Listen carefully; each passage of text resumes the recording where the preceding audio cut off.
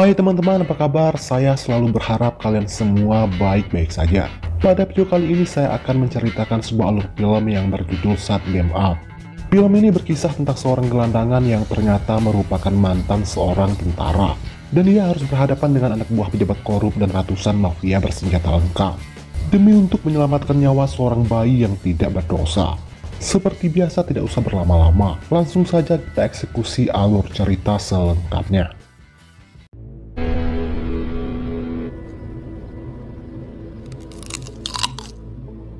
Malam itu seorang gelandangan sedang melamun sembari memakan sebuah wortel. Ia diketahui bernama Smith. Lalu tiba-tiba seorang wanita dikejar oleh seorang pria bersenjata.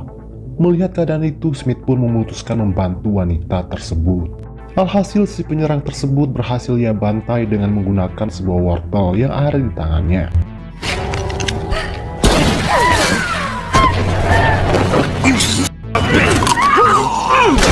Di waktu yang sama, puluhan orang pria muncul dan juga berusaha menghabisi wanita tersebut. Mau tidak mau, Smith pun terpaksa beradu tembak dengan mereka, menggunakan senjata milik pria yang tadi ia habisi.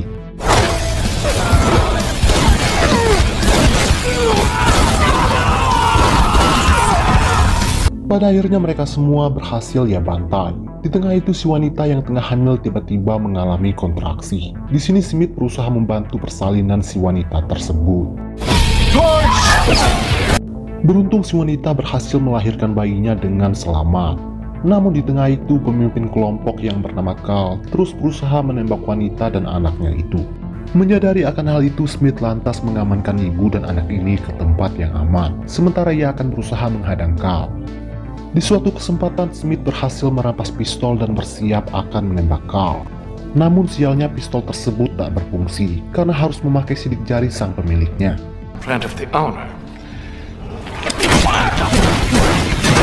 Di tengah pelarian itu, mereka bertiga terus diberondong tembakan yang membuat si wanita harus tewas di tempat. Menyadari akan hal itu, Smith terpaksa meninggalkan mayat si wanita dan berusaha mengamankan bayinya.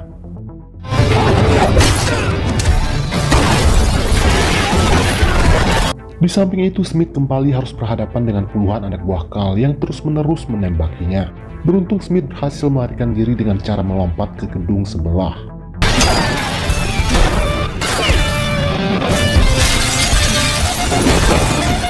Pada akhirnya kelompok Carl kehilangan jejak Smith dan bayi tersebut. Setelah itu Carl menyuruh anak buahnya untuk membersihkan TKP.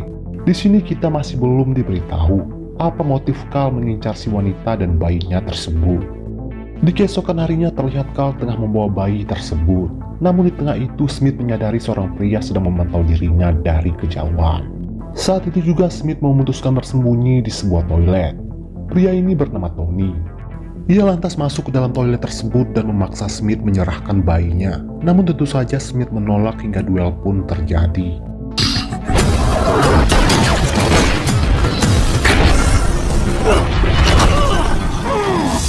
Pada akhirnya Smith berhasil membuat posisi Tony terpojok, tetapi ia enggan menghabisinya dan lebih memilih pergi dari sana sembari membawa bayi tersebut. This deal is almost okay. Let's run a gun. Di tempat lain, Carl mendapat laporan dari anak buahnya terkait keberadaan Smith yang sekarang berada di sebuah taman bermain. Saat itu juga Carl dan kelompoknya meluncur ke sana. Beralih ke Smith, ia meletakkan bayi itu di taman bermain dan berharap ada orang baik yang mau mengadopsinya. Tak lama seorang wanita berusaha mendekati bayi tersebut, namun tiba-tiba ternyata Carl sudah tiba dan berusaha melakukan penembakan dari kejauhan. Smith yang masih berada di kawasan itu dengan sigap menyelamatkan bayi tersebut dan segera membawanya pergi dari sana.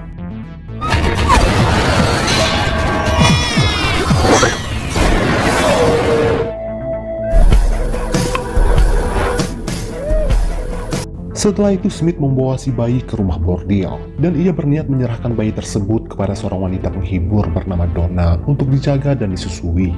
Karena kebetulan Donna juga baru kehilangan bayinya. Tetapi Donna menolak karena ia curiga bayi tersebut diculik oleh Smith dan dia tidak ingin terlibat masalah hukum di kemudian harinya. Smith menyangkal hal itu, tetapi Donna tetap tidak percaya. Akhirnya Smith memilih pergi dari sana sembari membawa bayi tersebut. I don't want to be an accessory for kidnapping. I didn't steal the kid. Kembali ke Carl. Saat ia menatap mayat ibu si bayi, Carl pun akhirnya menyadari kalau saat ini Smith pasti tengah berusaha mencari ibu pengganti yang bisa menyusui bayi tersebut. Carl lantas menugaskan semua anak buahnya untuk mencari info setiap wanita yang baru saja melahirkan di kawasan tersebut. Singkat cerita, Carl akhirnya bertemu dengan Donna dan ia mulai menginterogasinya. Donna berkata kalau Smith memang sempat datang dan berniat menyerahkan bayi tersebut kepada dirinya. Tetapi Donna menolak karena ia tidak ingin terlibat masalah. Donna juga menegaskan kalau ia juga tidak tahu di mana keberadaan Smith sekarang. Tetapi Carl tidak percaya dan malah mengeluarkan pistolnya dan berniat ingin menghabisi Donna. Lalu tiba-tiba Smith pun muncul.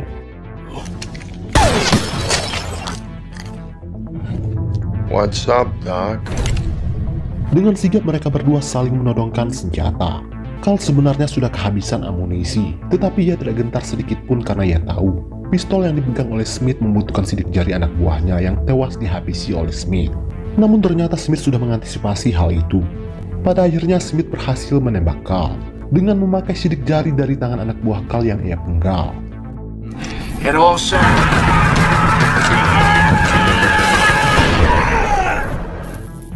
Kemudian Smith segera mengajak Donna pergi dari sana. Karena ia yakin setelah kejadian ini tempat itu sudah tidak lagi aman untuk Donna. Akhirnya mereka bertiga pergi dari sana dengan menggunakan mobil milik anak buah Carl. I'm tired of walking the car that pricks on the inside. Ternyata Carl masih hidup karena sebelumnya ia sudah menggunakan rompi anti peluru. I have to be out here for a while. Di dalam perjalanan, Smith menceritakan perihal bagaimana bayi itu bisa ada di tangannya. I went to the woman. Take the baby to the police. Setelah mendengar cerita dari Smith, akhirnya Donna pun mengerti kalau bayi itu bukanlah korban penculikan. Di tengah itu, Smith dibuat kesal dengan seorang pengendara mobil yang membuang sampah sembarangan. Hingga inilah yang ia perbuat.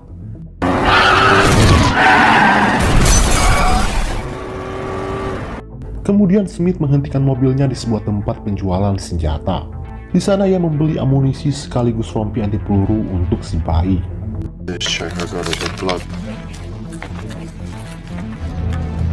Kemudian Smith mengganti mobilnya dengan mobil curian lain, karena mobil anak buah Carl yang ia curi sudah kehabisan bahan bakar. Dan setelah itu ia mendatangi sebuah gedung terbengkalai, karena di sanalah Smith yang seorang gelandangan bermukim. Tepatnya ia tinggal di lantai atas. Can I offer you anything? Saat ini Carl dan anak buahnya sedang dalam perjalanan untuk mencari Smith. Secara kebetulan Carl melihat mobil milik anak buahnya yang terparkir di sebuah tempat penjualan senjata. Dan ia yakin kalau mobil itu sebelumnya digunakan oleh Smith. Dan kemungkinan besar ia bersembunyi tak jauh dari kawasan itu. Beralih ke Smith yang saat ini menyalakan televisi, berharap ada berita yang menayangkan terkait kematian ibu si bayi. Tetapi berita yang sedang tayang hanyalah berita terkait seorang senator yang ingin mencalonkan diri sebagai presiden. Tiba-tiba si bayi berhenti menangis ketika mendengar suara musik metal di televisi. So tonight. Menyadari akan hal itu, Smith pun mulai beranggapan bahwa ibu si bayi kemungkinan berasal dari wilayah yang tak jauh dari klub musik metal tersebut. Di waktu yang sama, Carl dan kelompoknya saat ini sudah berada di lantai bawah di dalam gedung tersebut dan bersiap-siap akan menyerang Carl. Mereka tahu keberadaan Carl dari si penjual senjata yang kebetulan tahu di mana Smith tinggal. Saat itu juga anak buah Carl naik ke lantai atas dan terlibat baku tembak dengan Smith.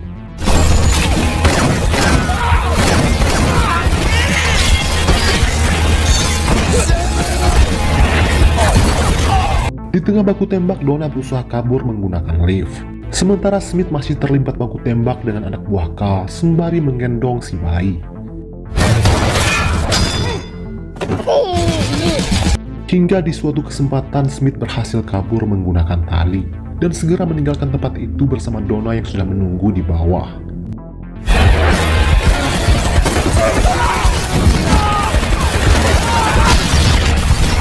Lagi-lagi Carl kehilangan jejak Smith, tetapi hal itu tak membuatnya putus asa. Kali ini ia menggunakan jasa anjing pelacak untuk melacak keberadaan Smith. Smith yang menyadari akan hal itu pada akhirnya berhasil mengelabui anjing tersebut. A baby's diaper. Singkat cerita, Smith dan Donna sampai ke tempat band metal tersebut. Ia lantas bertanya kepada si pemilik band, apakah di tempat itu terdapat seorang wanita hamil. Orang ini berkata kalau di lantai atas terdapat sebuah penginapan yang dihuni oleh beberapa orang wanita hamil. Sesampainya di lantai atas, Donna dan Smith dikejutkan dengan penemuan mayat. Beberapa orang mayat wanita hamil berkelimpangan. Lalu tanpa sengaja di dalam sebuah kamar, Smith melihat Tony tengah menghubungi seseorang. Tony berkata masih ada satu orang bayi lagi yang masih tersisa, dan ia akan segera menemukannya. Setelah Tony pergi, Donna dan Smith masuk ke dalam ruangan tersebut yang ternyata terdapat sebuah lab. Setelah diselidiki, Smith dapat menyimpulkan bahwa wanita-wanita malang tersebut sengaja dihamili oleh seorang pria demi untuk mendapatkan donor sumsum tulang yang cocok dengan pria tersebut. Tetapi yang membuat Smith heran apa alasan dibalik upaya kelompok Carl untuk melenyapkan para bayi tersebut. Dan sebaliknya apa pula alasan Tony yang berusaha mendapatkan bayi yang dimaksud. It's called a gun. You have to keep this on to make sure the gun. Di sana Smith juga menemukan sebuah pistol bermerek Hammerson. Smith yang merupakan mantan militer dan paham mengenai persenjataan, tahu kalau senjata dengan merek tersebut baru akan diluncurkan 6 bulan lagi. Di sini Smith pun mulai curiga kalau perusahaan Hammerson ada hubungannya dengan semua pembantaian ini. And the only way I can do it is if I'm part 24 tank. Di keesokan harinya, Smith membawa Donna dan si bayi ke sebuah museum perang. Di sini Smith meminta Donna membawa si bayi bersembunyi di dalam sebuah tang baja M24, bertujuan agar mereka berdua terhindar dari serangan senjata api. Sementara dirinya akan menyusup ke dalam perusahaan Hammerson secara diam-diam. Singkat cerita, Smith berhasil menyusup ke dalam perusahaan senjata tersebut. Di sana ia mengintai Carl yang sedang berbincang dengan si pemilik perusahaan bernama Hammerson yang saat itu membawa anjing kesayangannya. Carl melapor kalau bayi tersebut masih hidup dan sekarang berada di tangan seorang gelandangan bernama Smith. Mendengar hal itu, Hammerson pun kembali mendesak Carl untuk segera melenyapkan bayi tersebut beserta Smith sebelum pemilihan presiden berlangsung tidak lama lagi. Setelah mendengar semua perbincangan tersebut, Smith langsung menyiapkan persenjataan yang ada di sana untuk segera melakukan penyerangan. Namun sialnya, Carl dan kelompoknya menyadari kehadiran Smith, dan merekalah yang lebih dulu melakukan penyerangan.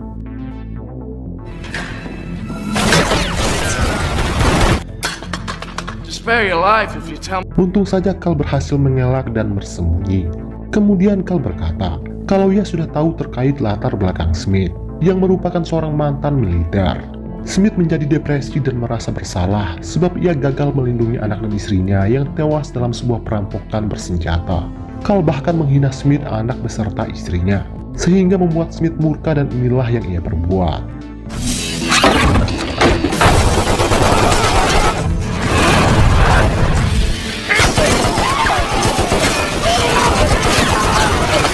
Sebagian besar anak buah Carl tewas ia bantai. Smith berhasil kabur sementara Carl semakin murka karena lagi-lagi Smith berhasil membantai sebagian besar anak buahnya. Drop your weapon.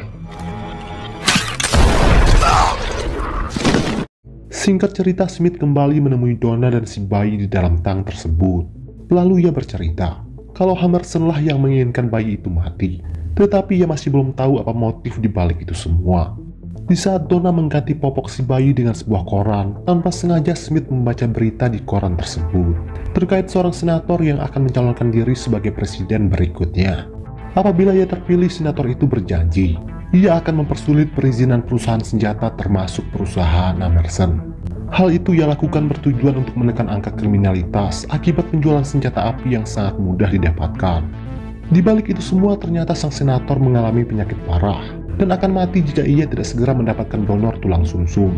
Itulah alasan Hammerson berniat menghabisi bayi tersebut agar sang senator segera mati, dikarenakan ia gagal mendapatkan donor tulang sumsum milik bayi tersebut yang diketahui merupakan darah daging senator itu sendiri. Setelah memahami ini semua, Smith berencana akan menemui sang senator, sedangkan Donna ia suruh membawa bayi itu bersembunyi keluar kota.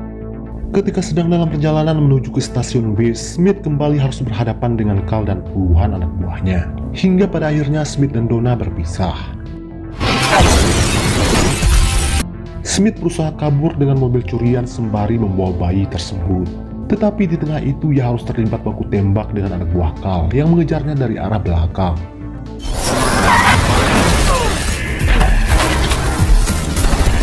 Malangnya di tengah pengejaran yang diwarnai baku tembak tersebut, si bayi malah terpental keluar dari mobil. Dengan upaya yang tidak mudah, Smith pada akhirnya berhasil menghabisi mereka semua.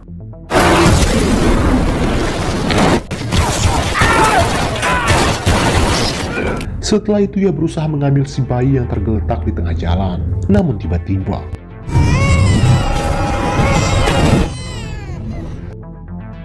ternyata yang ditabrak oleh Carl hanyalah sebuah alat perekam. Sementara si bayi tersebut masih ada di dalam tang dan sekarang dijemput oleh Donna. Setelah itu Smith menghubungi kantor si senator dan dijawab oleh Tony. Dan ternyata Tony adalah tangan kanan si senator tersebut.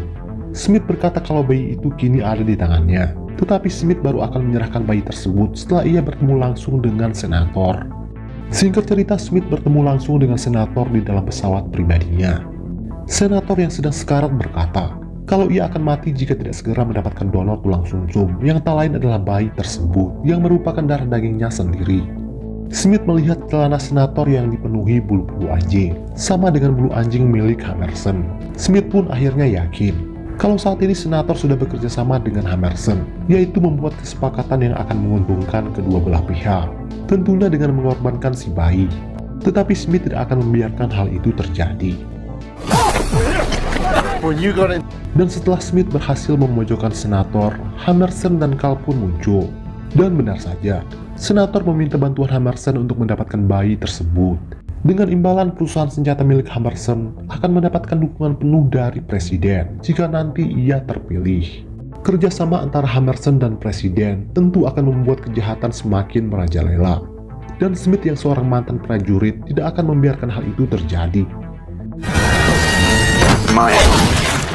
Setelah berhasil membunuh senator, Smith langsung keluar dari pesawat menggunakan parasut, lalu disusul oleh Tony dan semua anak buah Hammerson. Namun pada akhirnya Smith berhasil membantai mereka semua, walaupun ia juga sempat tertembak.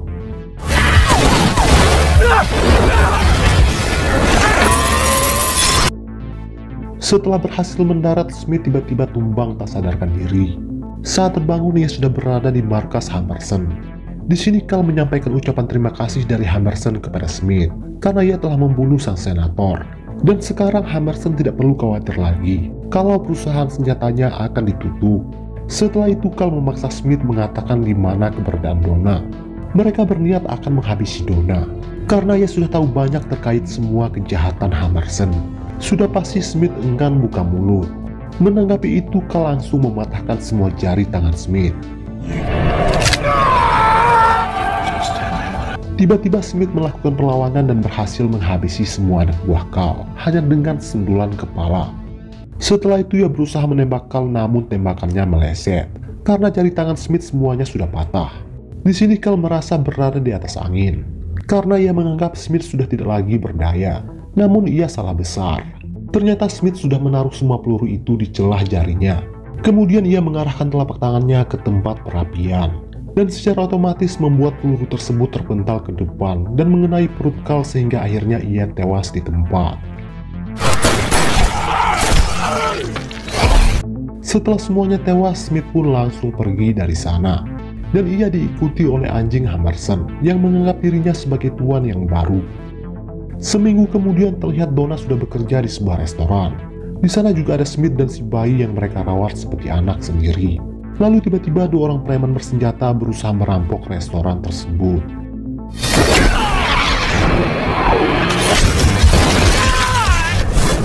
Lalu dengan sigap Smith menembak mereka dengan bantuan sebuah wortel. Dan film pun selesai.